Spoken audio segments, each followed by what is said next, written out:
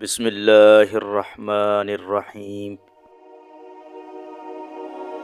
کتنی نازک ہوتی ہیں لڑکیاں، پسند کا سوٹ نہ ملے تو عید نہیں مناتی، مگر ایک ناپسندیدہ انسان کے ساتھ چپ چاپ پوری زندگی گزار دیتی ہیں۔ مرد کے دکھ خاموشی کی کوکھ میں جنم لیتے ہیں اور اندر ہی اندر سرایت کر جاتے ہیں، جبکہ عورت کے آنسو ہر طرف شور کرتے ہیں۔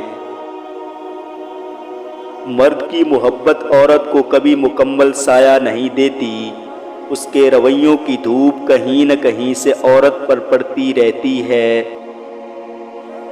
کبھی بھی شادی کے کھانے کی برائی نہ کرو، ایک بیٹی کے باپ کی پوری عمر لگی ہوتی ہے صرف اس ایک وقت کے کھانے کے لیے۔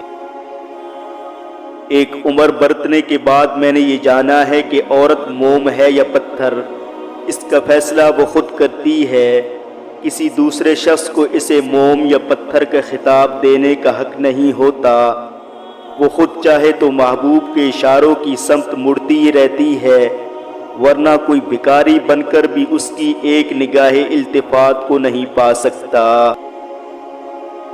جب کبھی کوئی مرد کسی عورت کے عشق میں مبتلا ہوتا ہے تو اسے اس عورت کی بھوک مٹانے کا چسکا پڑ جاتا ہے۔ مرد اگر ٹوکتا ہے تو اس کا یہ مطلب نہیں کہ وہ شک کرتا ہے یا اسے اعتبار نہیں، بلکہ وہ اسے اپنی عزت سمجھتا ہے اور اس کا خیال خود سے بھی زیادہ رکھتا ہے۔ ایسی عورت دنیا کی سب سے خوش نصیب عورت ہے۔ مرد اگر معافیا مانگ رہا ہے تو اس کا یہ مطلب نہیں کہ اس کی غلطی تھی، بلکہ اس کا مطلب یہ ہے کہ وہ اس عورت سے سچی محبت کرتا ہے اور وہ اسے ہر چیز سے زیادہ چاہتا ہے، اور یہ عورت بہت ہی خوش نصیب ہے۔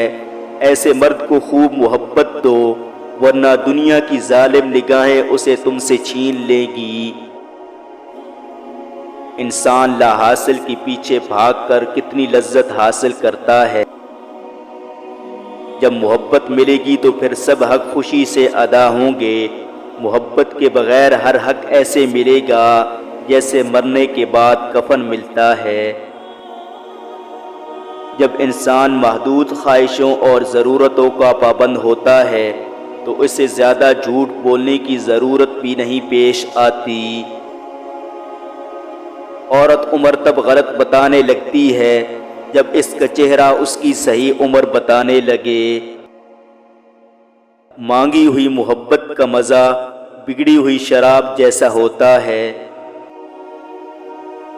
والد ساری عمر دھکے کھا کر کفالت کی راہ نہیں چھوڑتا، مکان بنواتا ہے پردیسیوں کی مٹی پھانکتا ہے، آخر میں جوان بچے کہتے ہیں ابا جی آپ نے کوئی ڈھنگ کا کام کیا ہوتا تو زندگی سنور جاتی۔ لوگوں کو پرکھنا چھوڑ دو، تم نہیں جانتے کوئی اپنے اندر کیسی جنگ لڑ رہا ہے۔ اس دنیا میں سکون سے جینے کی ایک ہی تدبیر ہے کہ ہر انسان کے پاس ایک وسیع و عریض قبرستان ہو جہاں وہ لوگوں کی غلطیاں اور خامیوں کو دفنا آیا کرے۔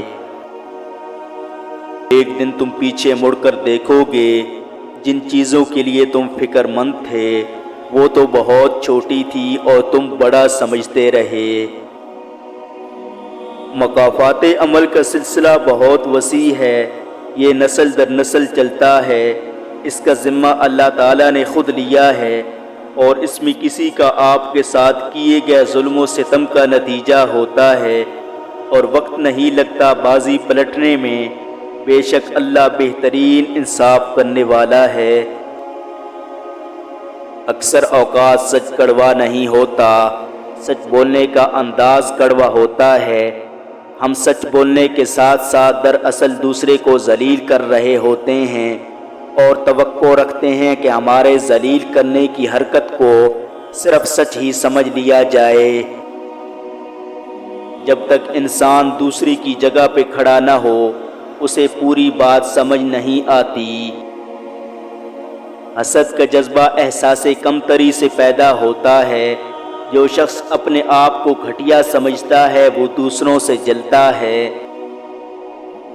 اپنے آپ کو ماضی کا قیدی نہ بناؤ، وہ زندگی کا سبق تھا، کوئی عمر بھر کی سزا نہیں۔ کبھی کبھی درست انتخاب راستے کی طوالت کو کم کر دیتا ہے۔ پرانے وقتوں کو یاد نہیں کرتے زیادہ، نئے دنوں میں گھن لگ جاتا ہے۔